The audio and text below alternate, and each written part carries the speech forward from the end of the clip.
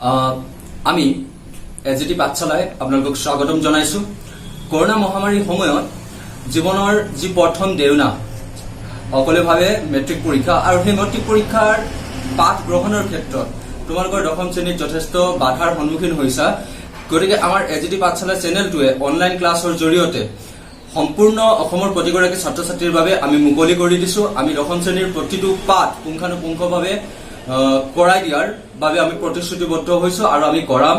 গতিকে আমাৰ এই চেনেলটোৰ জৰিয়তে তোমালোকে এটা সপোন চাব পাৰা যে এবাৰ তোমালোকে হাইস্কুল শিক্ষান্ত পৰীক্ষাত এটা উন্নত ফলাফল কৰিব পাৰিবা। গতিকে তোমালোকে যি বুজি নোপোৱা আমাক কমেন্ট সেকশন বক্সত কবা, আমি সেই ধৰণে তোমালোকক আগবঢ়াই নিম। ধন্যবাদ। নমস্কাৰ, আমি এতিয়া অনুশীলনী 8.1 ত্ৰিকোণমিতি পৰিচয়ৰ কুৱেশ্যন নম্বৰ 3 আলোচনা কৰিম। ত্ৰিকোণমিতি পৰিচয়ৰ মূল যি সূত্ৰ বা মূল যিখিনি কথা সেইখিনি মই আগতে কলো। গতিকে এতিয়া কুৱেশ্যন নম্বৰ 3 তোমালোকে চোৱা, ইয়াত আছে যদি sin a ইকুৱেল 3/4 তেন্তে cos a আৰু tan a উলিওৱা। প্ৰশ্নটো দিয়া হৈছে sin a ইকুৱেল 3/4, এইটো মূল প্ৰশ্নটো। sin a ইকুৱেল 3/4 এইটো কণ্ডিশ্যনটো দিয়া আছে আৰু আমাক উলিয়াব লাগে cos a আৰু tan a উলিওৱা। প্ৰশ্নটো হৈছে sin a equal 3/4 cos a আৰু tan a আমি উলিয়াব লাগে। গতিকে আমাৰ এটা অনুপাতৰ পৰা বাকিখিনি আমি উলিয়াব লাগিব। কি ধৰণে কৰিম চোৱা, sin a ইকুৱেল 3/4 অৰ্থাৎ সাইনৰ এই a শব্দটোৱে সামৰ লগত যদি আমি ৰিজাই চাওঁ তেতিয়াহ'লে সাইনত আমি পাইছিলো p/h, p/h। ঠিক আছে, sin a ইকুৱেল 3/4 p/h। ইয়াত p শব্দটো p ইকুৱেল 3k, তাৰপিছত h ইকুৱেল 4k। k আমি এটা ধ্ৰুৱক বুলি ধৰিব পাৰো, k এটা ধ্ৰুৱক, গতিকে ইয়াত আমাৰ p আছে, h আছে, কিন্তু আন এটা বাহু আমাৰ b টো নাই। গতিকে আমি b টো উলিয়াব লাগিব। আৰু আমি ভাল ধৰণে জানো যে এটা সমকোণী ত্ৰিভুজৰ দুটা বাহু দিয়া থাকিলে যদি আমি তৃতীয় বাহু এটা উলিয়াব লাগে তেতিয়াহ'লে আমি পাইথাগোৰাছৰ সূত্ৰ ব্যৱহাৰ কৰিব লাগিব। গতিকে আমি পাইথাগোৰাছৰ সূত্ৰ ব্যৱহাৰ কৰোঁ। পাইথাগোৰাছৰ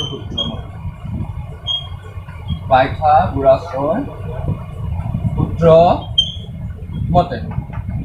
পাইথাগোৰাছৰ সূত্ৰটো হৈছে h square is equal p square plus b square. h আমাৰ আছে ইয়াত 4k, h ৰ ঠাইত আমি বহালো 4k স্কয়াৰ। p ৰ মান দিয়া আছে 3k স্কয়াৰ, আৰু b ৰ মান যিহেতু দিয়া নাই b স্কয়াৰে লিখি থম। 4k স্কয়াৰ অৰ্থাৎ 4 স্কয়াৰ মানে 4 গুণ 4 গুণ হ'ব 16 k square, 3 square 9k square হ'ব, আৰু ইয়াত প্লাছ b স্কয়াৰ। এতিয়া 9k স্কয়াৰক যদি আমি পক্ষান্তৰ কৰোঁ তেতিয়াহ'লে 9k স্কয়াৰ ইয়াত যিহেতু যোগ হৈ আছে সমানচিনৰ যদি ইটো ফালে যায় তেতিয়াহ'লে বিয়োগ হ'ব এই ধৰণে 16k square minus 9k square is equal to b square. 16k square পৰা 9k স্কয়াৰ যদি আমি মাইনাছ কৰোঁ আমি পাম 7k square is equal b square. যদি মই ইয়াৰ পৰা স্কয়াৰটো আঁতৰাই দিওঁ তেতিয়াহ'লে ইফালে ৰুটডাল বহিব 7k স্কয়াৰ, আৰু তাৰপিছত যেহেতু 7 সংখ্যাটোৰ বৰ্গমূল নাই গতিকে ৰুটডাল তাৰ ভিতৰতে সোমাই থাকিব, আৰু k স্কয়াৰ যিহেতু বৰ্গমূল আছে গতিকে k স্কয়াৰ বৰ্গমূল ওলাই আহি k হ'ব। গতিকে আমি দেখিলো যিধৰণে ইয়াত p দিয়া আছিলে 3k, h দিয়া আছিলে 4k, আৰু তাৰ পৰা আমি b ৰ মানটো উলিয়াই ললো 7k। গতিকে এতিয়া আমি সমকোণী ত্ৰিভুজ এটাৰ তিনিটা বাহু p, h আৰু b পাই গলো। এতিয়া আমাক ইয়াত দিছে cos a আৰু tan a দুটা উলিয়াবলৈ, cos a আৰু tan a উলিয়াব লাগে। cos a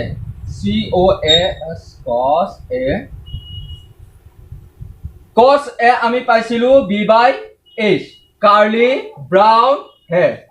আৰু আমাক দিছে উলিয়াবলৈ tan a। tan আমি পাইছিলো টাৰ্নছ পাৰ্মানেন্টলি ব্লেক, p/b।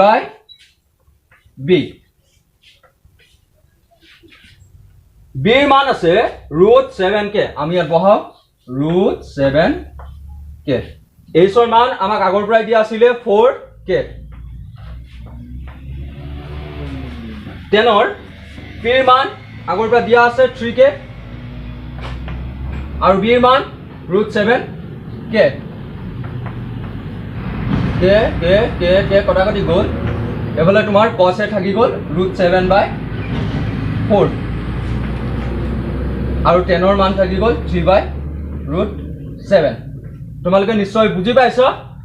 আৰু ইয়াৰ পিছত আমি কোৱেশ্চন নম্বৰ 4 টো কৰিবলৈ যাম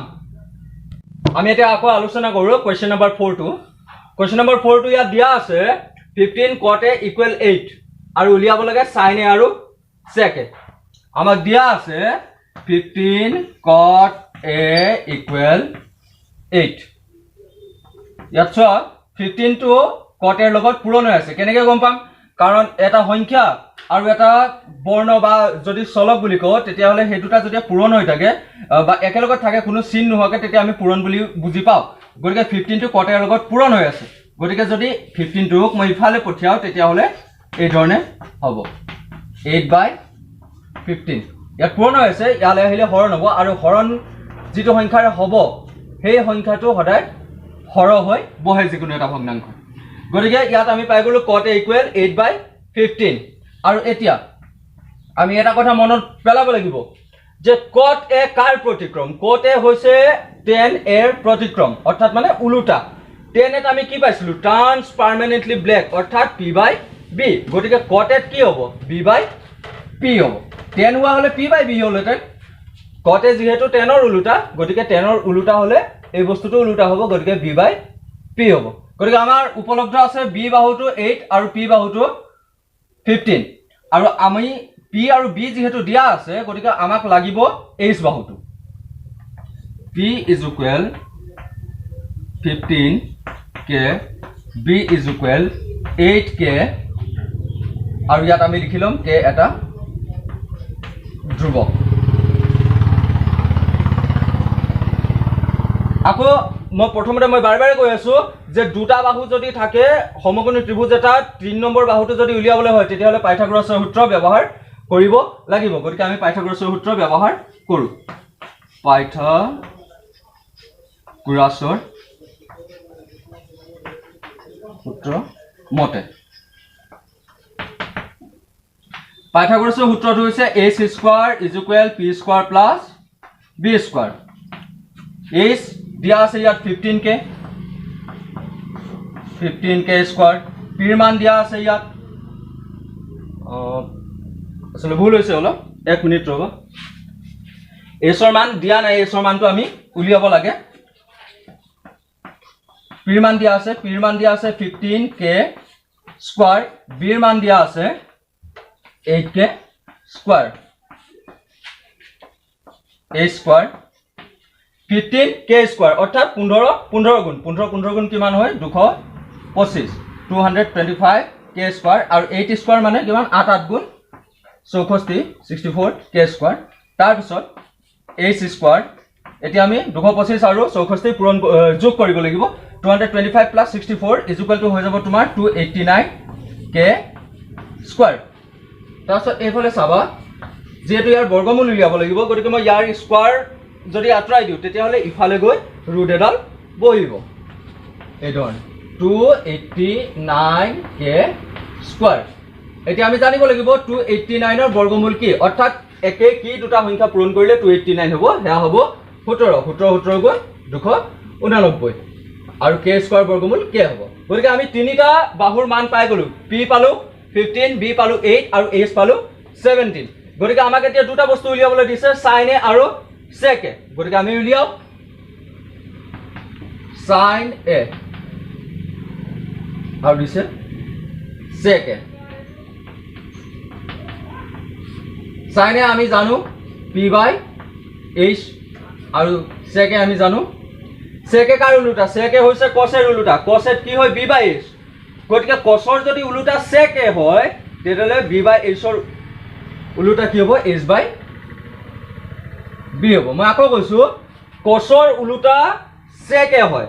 cos ত b/h হ'ব লাগে গতিকে sec a টো cos ৰে উলুটা হয় গতিকে h/b হ'ব p মান আমাৰ ইয়াত আগৰ পৰাই দিয়া আছে 15k h ৰ মান এতিয়া আমি পালো 17k এইচৰ মান 17k পাইছো আৰু বিৰ মান দিয়া আছে ইয়াত 8k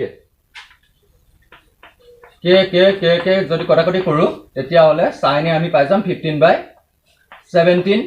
আৰু ইফালে তোমাৰ এইচৰ মান 17 আৰু বিৰ মান 8 গতিকে এই ধৰণে আমি কোৱেশ্চন নম্বৰ 4 টো কৰিব পাৰো অতিকৈ সহজ যদি কোনোবাই বুজি নাপাবা তেতিয়া হলে কমেন্ট সেকশনত মোক তোমালোকে কমেন্ট কৰিবা মই তোমালোকক নিশ্চয় বুজাই দিম কোন দুখৰ বুজি নাপালা কোনটো লাইন বুজি নাপালা কি বুজি নাপালা ধুনিয়াকে কবা মই তোমালোকক বুজাই দিম আমি এতিয়া আলোচনা কৰিম কোৱেশ্চন নম্বৰ 5 টো কোৱেশ্চন নম্বৰ 5 টো দিয়া আছে sec θ = 13/12 আন ত্ৰিকোণমিতিক অনুপাতবোৰ গণনা কৰা আমাক কি দিয়া আছে আমাক দিয়া আছে sec θ = 13/12 আন ত্ৰিকোণমিতিক অনুপাতবোৰ গণনা কৰা অৰ্থাৎ আন ত্ৰিকোণমিতিক অনুপাতবোৰ মানে হৈছে যিমানবোৰ অনুপাত আছে sin θ cos θ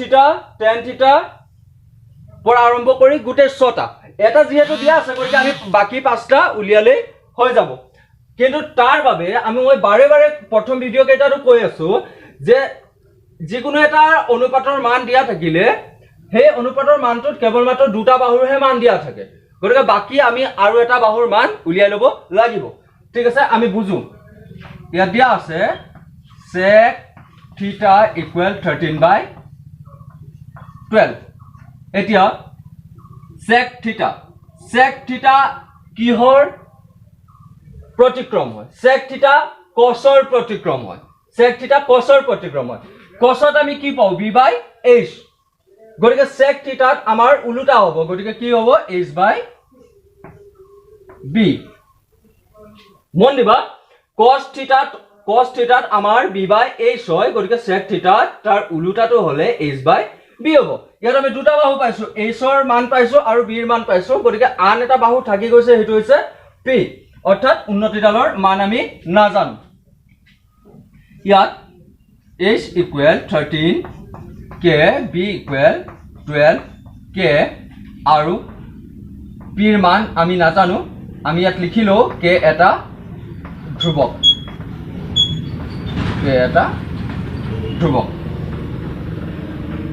আমি জানো যে দুটা মান দিয়া থাকিলে তৃতীয় মানটো যদি উলিয়াবলৈ হয় সমকোণী ত্ৰিভুজত তেতিয়া হলে আমি পাইথাগোৰাছৰ সূত্ৰ ব্যৱহাৰ কৰিব লাগিব গতিকে আমি পাইথাগোৰাছৰ সূত্ৰ ব্যৱহাৰ কৰো পাইথাগোৰাছৰ সূত্ৰ মতে h square is equal p square plus b square h h ৰ মান আছে নে বাৰু নিশ্চয় আছে h ৰ মান 13k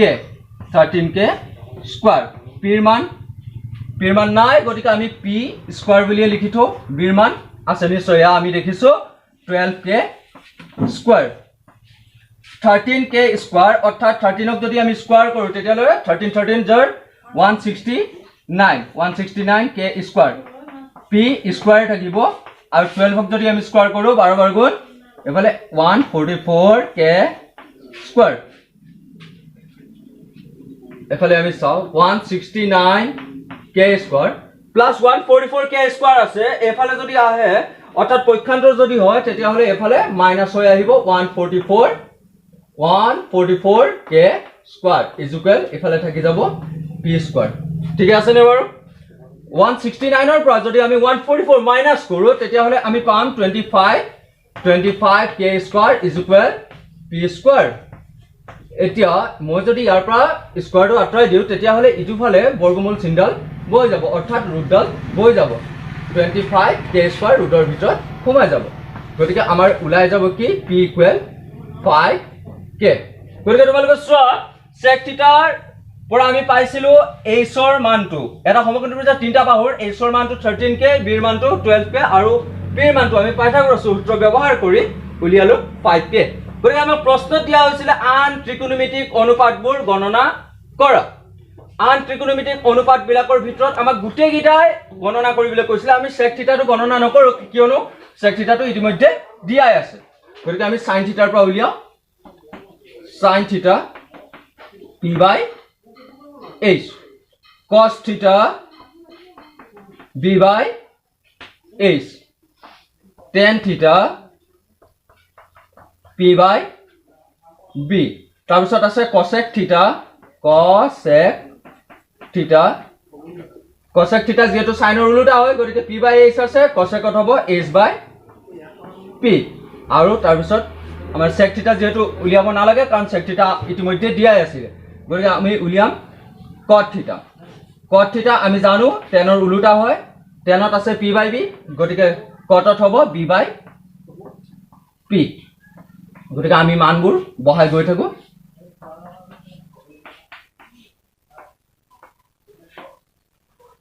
সাইনত পি বাই এইচ পিৰ মান 5k এইচৰ মান আমি আগৰ পৰাই পাইছিলো 13k বিৰ মান ইয়াত দিয়া আছে 12k এইচৰ মান 13k পিৰ মান 5k